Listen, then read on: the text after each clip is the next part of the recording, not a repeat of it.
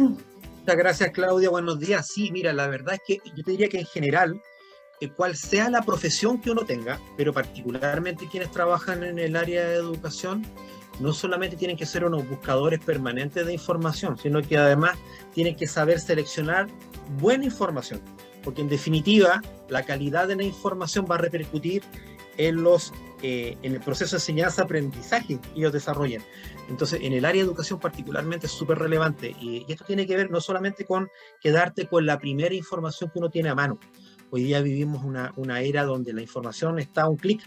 Uno entra a Google, por ejemplo, pone una palabra y te van a aparecer páginas y páginas, pero no toda la información tiene la misma calidad. Entonces, uno de los puntos súper relevantes, te diría, en la formación de un estudiante y en el ejercicio profesional es que uno pueda saber dónde buscar información de calidad, poder contrastar la información y también poder transmitirla de manera correcta. Uno de los temas que es súper relevante en el ejercicio docente, yo te diría que es la claridad para entregar la información a los alumnos y la puesta en escena.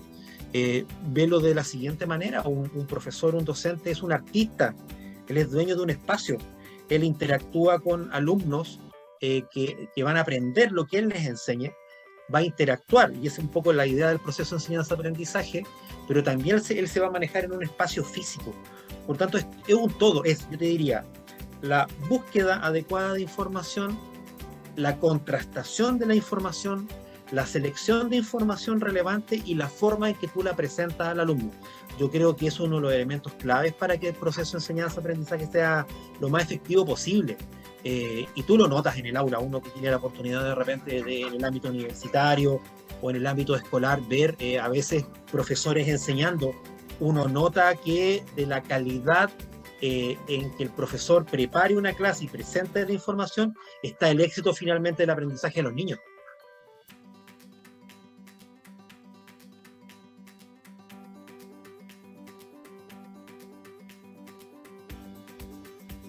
Sí, lo que pasa es que el proceso comunicativo en realidad es súper dinámico. Yo te diría que en las últimas décadas, hoy día actualmente con las redes sociales, la cantidad de información es una avalancha, o sea, es algo de no parar.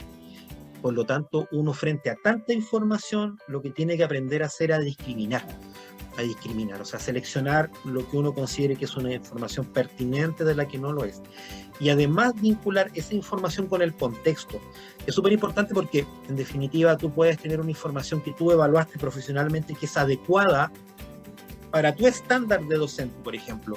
Pero uno no tiene que olvidar nunca que finalmente esa información se va a entregar en un contexto a un grupo, en este caso de alumnos, y por lo tanto, esa información tiene que estar relacionada con el interés del alumno. Mira, te cuento, nosotros trabajamos mucho con un querido amigo, el doctor neurocirujano experto en neurociencia, muy reconocido en Latinoamérica, el doctor Roberto Rosler, y él siempre dice que para que haya un proceso de aprendizaje, lo que uno tiene que lograr es que los contenidos que uno pasa, en el fondo la información, tenga relevancia para el alumno.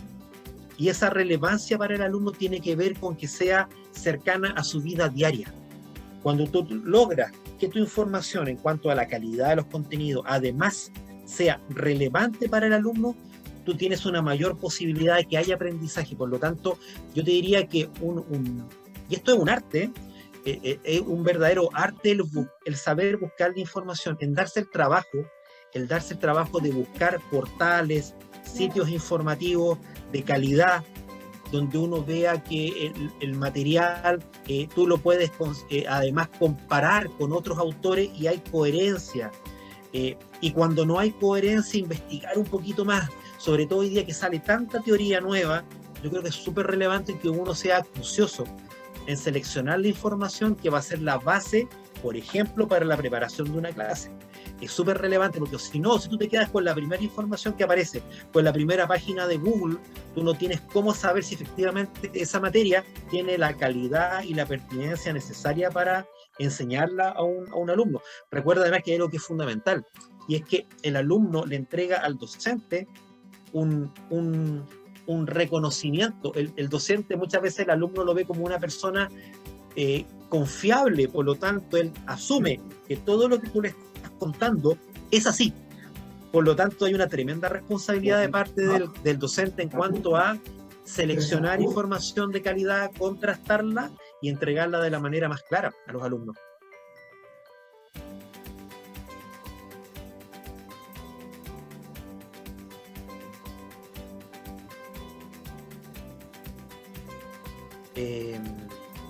Mira, yo creo que hoy día el rol del periodista, o en general de los profesionales del área de las comunicaciones, porque hay muchos profesionales de las ciencias sociales que sin ser periodistas trabajan con información y la entregan, es sumamente mayor que antes, porque en definitiva hoy día lo primero que tú haces es en el fondo filtrar información.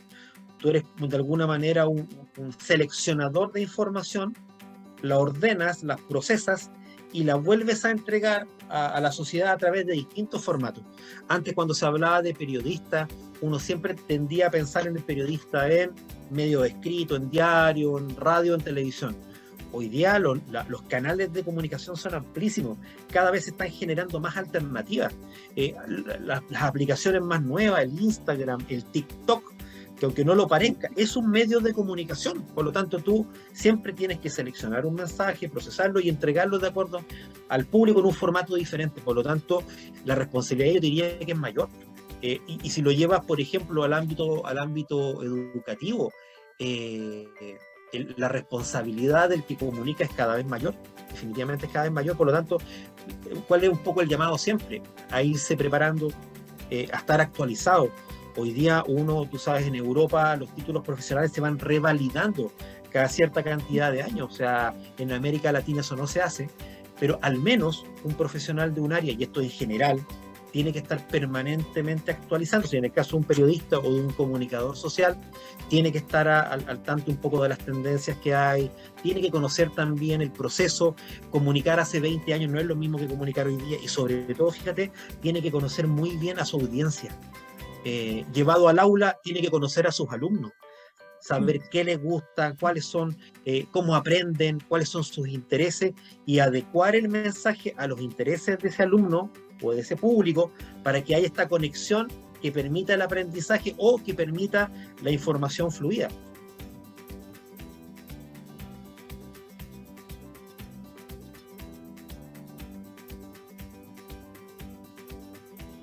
Es que lo que pasa es que antiguamente, cuando tú estudiabas en las escuelas de periodismo, te hablaban siempre de la objetividad periodística.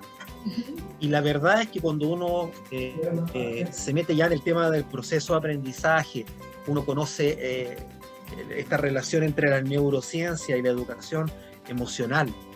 Uno se da cuenta que es imposible desligar tus emociones, tu historia, de la manera como tú abordan la información. O sea, hay una carga personal que es muy difícil separar. Uno en el ámbito del periodismo podría hablar de ciertos hechos, describir fechas, el hecho que sucedió, lo que se llamaba antiguamente la pirámide invertida, el qué, quién, cuándo, dónde, por qué, para qué. Y uno pensaría que respondiendo a esas consultas básicas uno entrega los elementos objetivos, pero hace mucho tiempo ya que el periodismo dejó de ser solamente descriptivo y es analítico. Por lo tanto, en ese análisis tu carga personal es muy difícil dejarla a un lado. Ahora, uno lo que tiene que saber cuando es un lector, por ejemplo, una persona que consume mucha información, uno lo que tiene que saber es que ciertos medios tienen una carga ideológica, tienen una mirada de la sociedad, y uno tiene que conocerla. Hay medios, por ejemplo, llevándolo al ámbito social o político, que tienen una tendencia más liberal, otros que pueden ser de una tendencia más si se quiere, de izquierda en Chile, o marxista en algún caso. Uno tiene que saber que lo que está leyendo va con una carga que es propia del medio. Yo no podría reclamarle a un medio liberal que me está hablando sobre las ventajas del mercado, porque yo debería saber que ese medio tiene esa línea. Uno no le podría, ellos son coherentes con su línea de pensamiento, con su línea editorial. Lo que uno tiene que aprender a hacer, yo te diría como una recomendación general, que yo se las doy a mis hijos. Yo tengo hijos que están los dos mayores en la universidad, uno en el colegio. Yo siempre les digo, uno tiene que contrastar.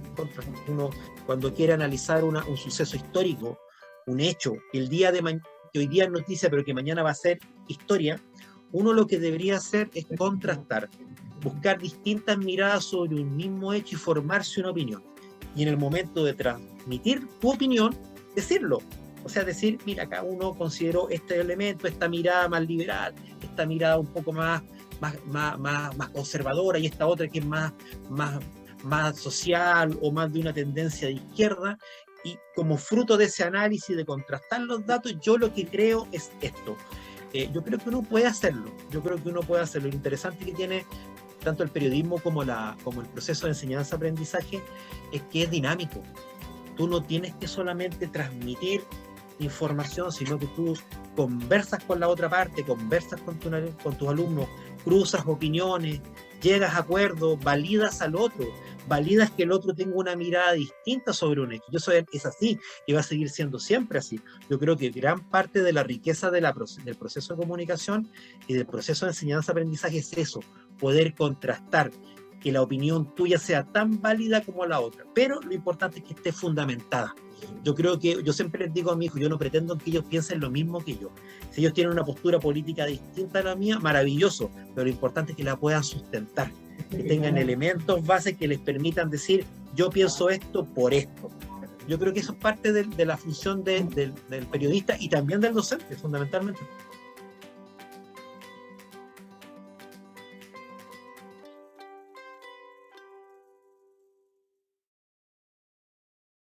Sí, no, darte las gracias, Claudia, desearles lo mejor en el evento. Nosotros encantados de poder colaborar con la Facultad de Educación de la Universidad Veracruzana. Tenemos muchos amigos allá, así que no, un saludo cordial desde Chile y siempre disponibles para poder colaborar con ustedes en las actividades que desarrollen.